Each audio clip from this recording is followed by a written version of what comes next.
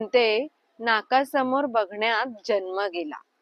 बाजूचं मला जरा कमीच दिसतं. दगडासारखी झाली. मान अगदी धरली बघ. इकडची तिकडं जरा होत नाही. कधी येतो, कधी जातो, कुठे जातो, काय करतो, मला काही माहिती नाही.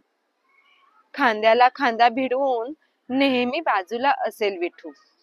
खांद्याला खांदा भिडवून नेहमी बाजूला असेल विठू.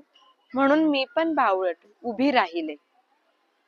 आषाढी कार्तिकेला इतके लोक येतात नेहमी, मला कधीच कसं कोणी सांगितलं नाही.